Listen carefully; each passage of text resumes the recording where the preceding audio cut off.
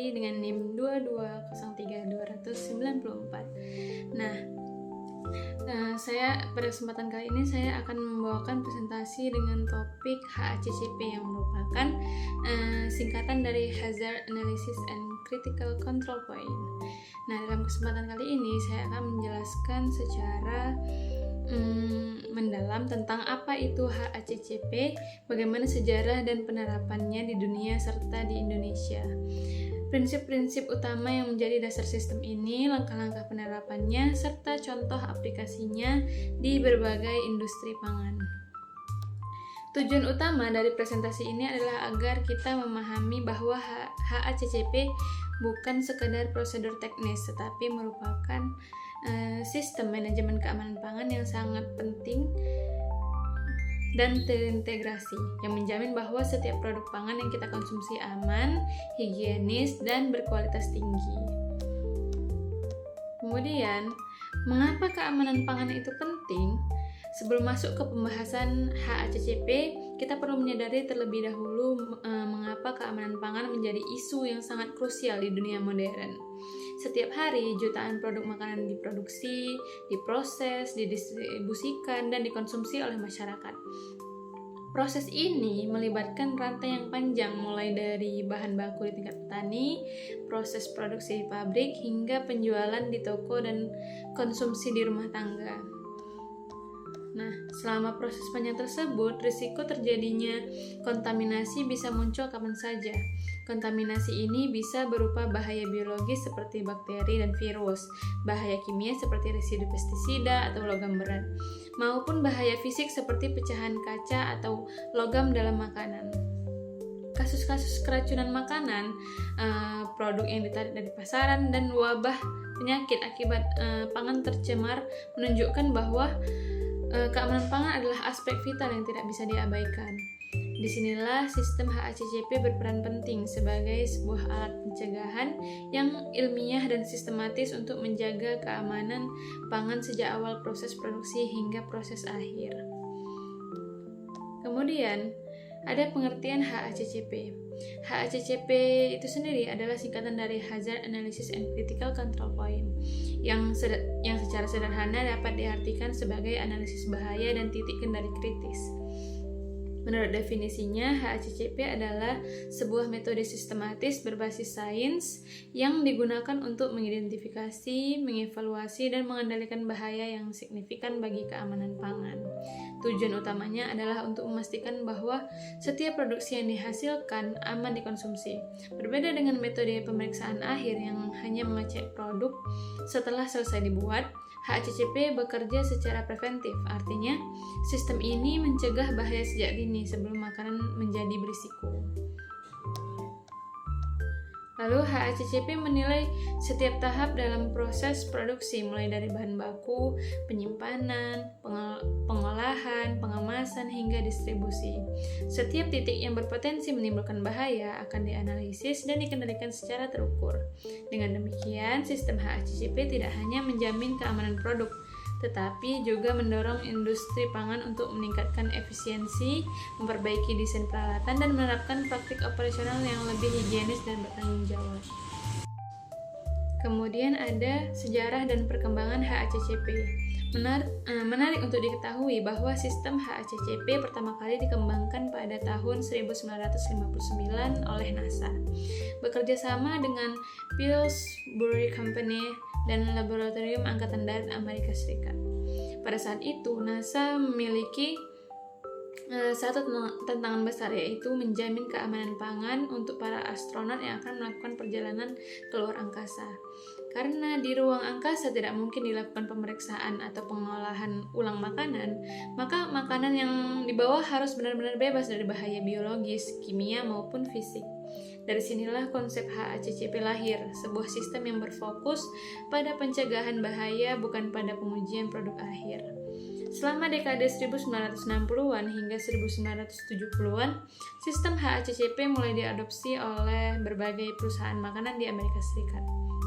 Pada tahun 1971, Pillsbury memperkenalkan HACCP secara resmi dalam Konferensi Nasional tentang Keamanan Pangan. Nah, sejak saat itu sistem ini mulai diakui secara luas sebagai standar emas dalam pengendalian keamanan pangan. Kemudian pada tahun 1990-an, berbagai lembaga internasional seperti FAO dan WHO melalui Codex Alimentarius Commission menetapkan pedoman resmi HACCP yang berlaku secara global. Pedoman ini menjadi acuan bagi seluruh negara dalam mengembangkan peraturan keamanan pangan nasionalnya. Kemudian, di Indonesia, sistem HACCP diatur dalam beberapa regulasi penting. Salah satunya adalah Peraturan Kepala Badan Pengawas Obat dan Makanan atau BPOM nomor 11 tahun 2019 tentang cara produksi pangan olahan yang baik atau Good Manufacturing Practice atau GMP. Dalam peraturan ini disebutkan bahwa perusahaan pangan wajib menerapkan sistem yang memastikan keamanan produk mereka, salah satunya melalui HACCP. Bagi perusahaan yang ingin mengekspor produk ke luar negeri, sertifikasi HACCP menjadi syarat utama karena banyak negara tujuan ekspor hanya menerima produk pangan yang sudah tersertifikasi HACCP. Selain BPOM, lembaga seperti Badan Standarisasi Nasional atau BSN juga mengakui standar HACCP sebagai bagian dari sistem manajemen mutu pangan. Banyak lembaga pelatihan dan sertifikasi di Indonesia yang menawarkan program pelatihan HACCP, baik bagi industri besar maupun usaha mikro dan kecil.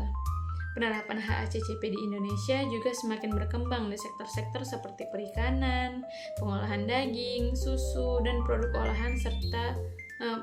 olahan buah serta sayur. Misalnya dalam industri perikanan ekspor, setiap perusahaan wajib memiliki dokumen HACCP Plan untuk memastikan produknya memenuhi standar keamanan dari negara tujuan seperti Jepang, Amerika, atau Uni Eropa.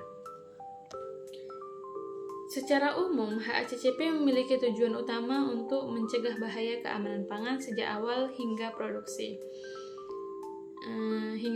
produksi. Namun, lebih dari itu, penerapan HACCP memberikan banyak manfaat tambahan bagi industri, antara lain: yang pertama, menjamin keamanan pangan dengan cara mengidentifikasi potensi bahaya dan menerapkan tindakan pencegahan yang tepat. Yang kedua, meningkatkan kepercayaan konsumen karena produk yang dihasilkan terjamin aman dan berkualitas. Yang ketiga, memenuhi regulasi dan persyaratan hukum baik di tingkat nasional maupun internasional. Keempat, mengurangi risiko kontaminasi dan kerugian ekonomi akibat penarikan produk dari pasaran. Kelima, meningkatkan efisiensi operasional dengan mengurangi pemborosan dan kesalahan proses. Keenam, meningkatkan reputasi perusahaan dalam hal tanggung jawab terhadap kesehatan masyarakat. Dengan kata lain, HACCP tidak hanya menguntungkan konsumen, tetapi juga memberikan nilai tambah ekonomi dan reputasi bagi industri itu sendiri. Dalam HACCP dikenal 3 kategori utama bahaya yang perlu diidentifikasi, yaitu ada bahaya biologis. Bahaya ini disebabkan oleh mikroorganisme seperti bakteri, virus, jamur, atau parasit. Contohnya Salmonella, E. coli, Listeria monocytogenes,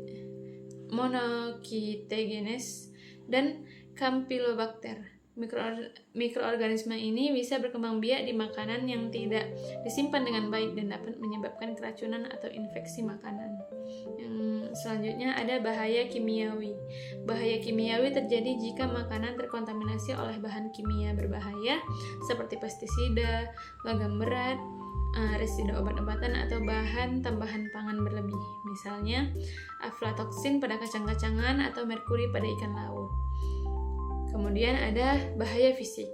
Bahaya fisik adalah masuknya benda asing ke dalam makanan seperti potongan kaca, logam, plastik, batu, atau kayu. Bahaya ini bisa menyebabkan cedera pada konsumen dan merusak kepercayaan terhadap produk. Ketiga bahaya ini harus dianalisis secara menyeluruh pada setiap tahap proses produksi agar dapat diidentifikasi titik-titik kritis pengendalian. Sistem HACCP dibangun di atas 7 prinsip utama yang menjadi fondasi penerapannya. Yang pertama, melakukan analisis bahaya pada seluruh tahap produksi pangan. Kedua, menentukan titik kendali kritis atau CCP di mana bahaya dapat dikendalikan. Yang ketiga, menetapkan batas kritis untuk setiap CCP. Keempat, menyusun sistem pemantauan atau monitoring terhadap CCP. Kelima, menetapkan tindakan korektif jika terjadi penyimpangan. Keenam, menyusun prosedur verifikasi sistem. Ketujuh, ada mengembangkan sistem dokumentasi dan pencatatan. Setelah itu, setelah memahami 7 prinsip utama HACCP secara garis besar, sekarang mari kita bahas satu persatu secara lebih mendalam agar penerapannya lebih jelas. Prinsip pertama yaitu melakukan analisis bahaya. Langkah pertama dalam sistem HACCP adalah melakukan analisis bahaya. Analisis ini dilakukan untuk mengidentifikasi semua potensi bahaya yang dapat muncul pada setiap tahap proses produksi, mulai dari bahan baku, penyimpanan, pengolahan, hingga distribusi.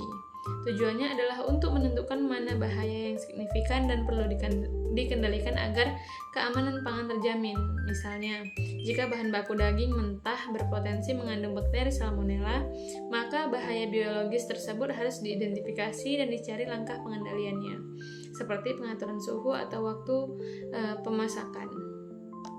Analisis bahaya ini biasanya dilakukan oleh tim khusus yang memahami proses produksi secara menyeluruh, termasuk bagian teknis dan keamanan pangan. Prinsip kedua yaitu menentukan titik kendali kritis atau Critical Control Point atau CCP. CCP adalah titik dalam proses produksi di mana pengendalian dapat diterapkan untuk mencegah, menghilangkan, atau mengurangi bahaya di tingkat yang dapat diterima. Contoh CCP bisa berupa tahap pemasakan di mana suhu harus mencapai titik tertentu untuk membunuh mikroorganisme. Proses pendinginan yang harus dilakukan pada suhu tertentu agar bakteri tidak berkembang.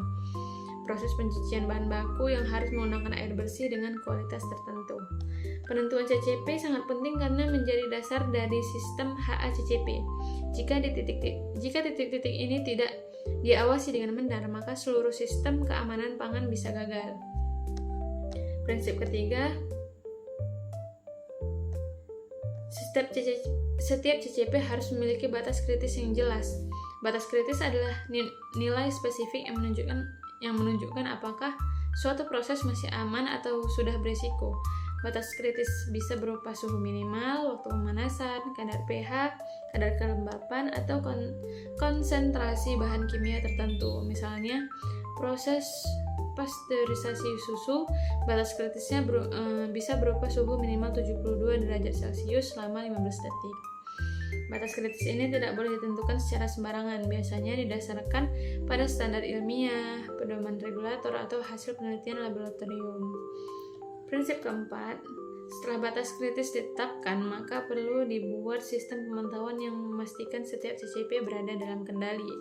Pemantauan dilakukan secara rutin dan sistematis, bisa menggunakan alat ukur otomatis seperti sensor suhu atau pemeriksaan manual oleh petugas yang terlatih.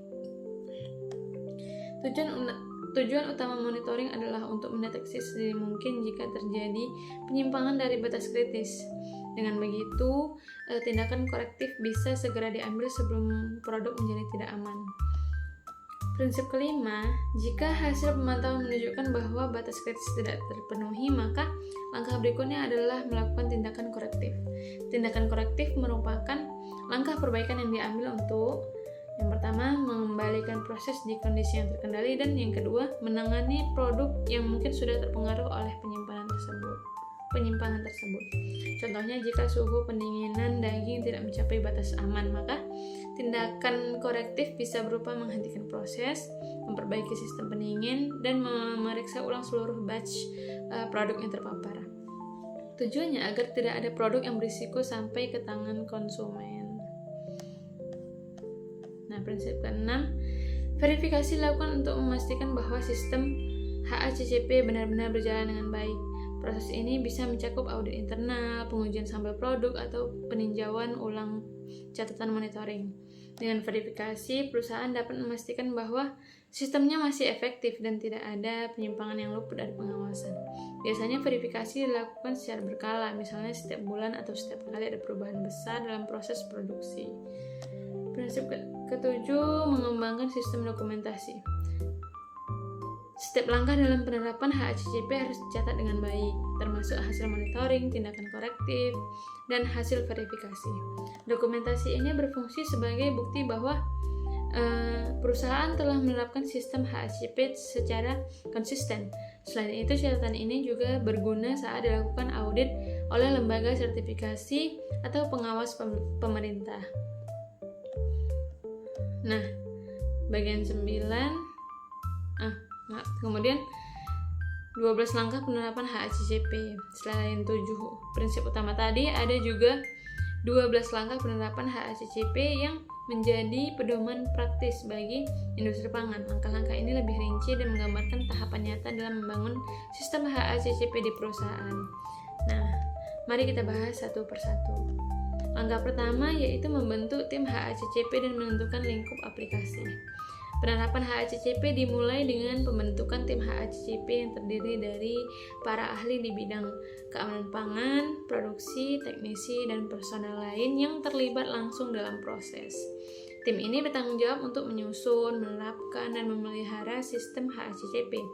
Selain itu, mereka juga menentukan ruang lingkup penerapan seperti jenis produk, fasilitas produksi, dan tahapan proses yang dianalisis. Langkah kedua, mengumpulkan informasi tentang produk dan proses. Data yang dikumpulkan mencakup bahan baku, karakteristik produk, metode pengolahan, kondisi penyimpanan, dan cara distribusi. Informasi ini penting karena setiap jenis produk memiliki risiko bahaya yang berbeda. Misalnya susu cair memiliki risiko mikrobiologis lebih tinggi dibanding produk kering seperti biskuit. Langkah ketiga yaitu identifikasi bahaya yang terkait dengan bahan baku dan proses. Pada tahap ini dilakukan analisis bahaya secara menyeluruh. Semua potensi bahaya biologis, kimiawi, dan fisik diidentifikasi pada setiap tahap produksi.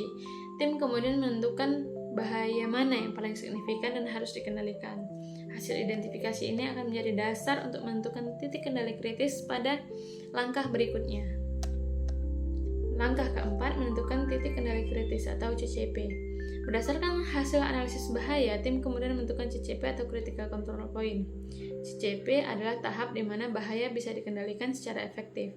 Contoh CCP dalam industri makanan misalnya proses pemasakan pada suhu tertentu, tahap pasteurisasi pada susu, atau penyimpanan beku pada produk daging. Setiap CCP harus memiliki pengendalian yang terukur agar hasilnya konsisten. Yang kelima, menetapkan batas kritis untuk setiap CCP. Setelah CCP ditentukan, maka batas kritisnya juga harus ditetapkan. Misalnya untuk proses pendinginan ikan, batas kritis bisa berupa suhu maksimal 4 derajat Celcius. Bila suhu naik di atas batas ini, maka proses dianggap tidak aman. Penetapan batas kritis harus berdasarkan data ilmiah atau standar resmi agar dapat dipertanggungjawabkan. Langkah ke-6, menetapkan sistem pemantauan. Monitoring dilakukan untuk memastikan batas kritis selalu terpenuhi.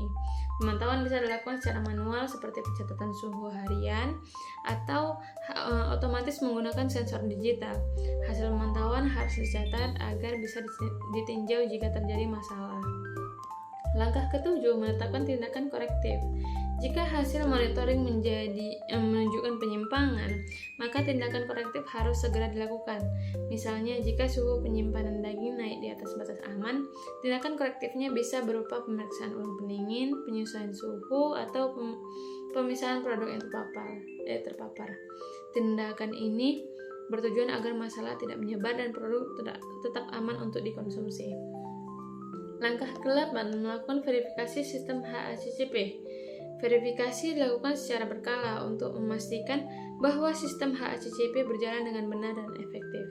Metode verifikasi bisa berupa audit internal, pengujian laboratorium, atau inspeksi eksternal oleh lembaga sertifikasi. Verifikasi juga penting untuk memastikan bahwa perbaikan atau perubahan proses tidak menimbulkan risiko baru terhadap keamanan pangan. Langkah ke-9, melakukan validasi sistem HACCP. Validasi adalah proses menguji apakah sistem HACCP benar-benar mampu mengendalikan bahaya sesuai tujuan awalnya. Validasi biasanya dilakukan sebelum sistem dijalankan secara penuh dan juga setelah ada perubahan besar seperti penggunaan bahan baku baru atau teknologi baru. Nah, langkah yang ke-10 yaitu mengembangkan sistem dokumentasi dan rekaman.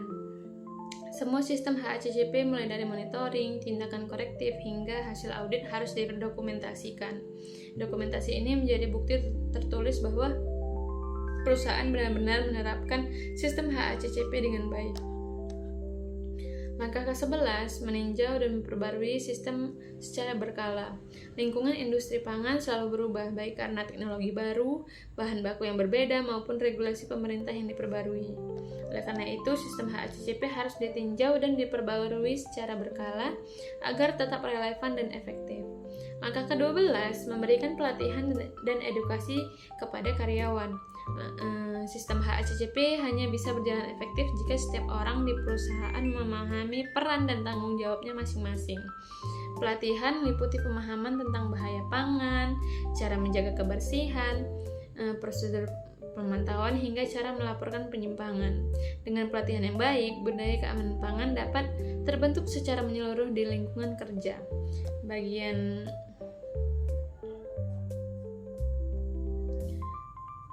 Untuk memberikan gambaran nyata, berikut beberapa contoh penerapan HACCP di berbagai sektor industri. Yang pertama, industri pengolahan daging. Dalam industri pengolahan daging, HACCP diterapkan mulai dari proses penyembelihan hingga pengemasan produk.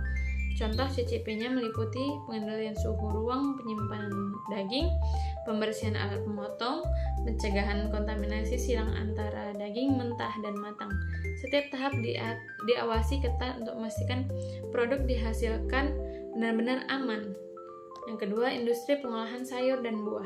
Di industri pengolahan sayur dan buah, bahaya utama biasanya berasal dari mikroorganisme pada permukaan bahan baku. CCP yang umum diterapkan yaitu meliputi pengawasan kebersihan air pencucian, kontrol suhu dan waktu blanching, pengawasan terhadap kontaminasi silang di area pengupasan dan pengemasan. Hasilnya produk olahan seperti jus, salad, atau buah buku menjadi lebih aman dan tahan lama. Yang ketiga, industri perikanan dan seafood. Dalam industri perikanan, HACCP berperan penting karena produk laut mudah rusak dan berisiko tinggi terhadap kontaminasi.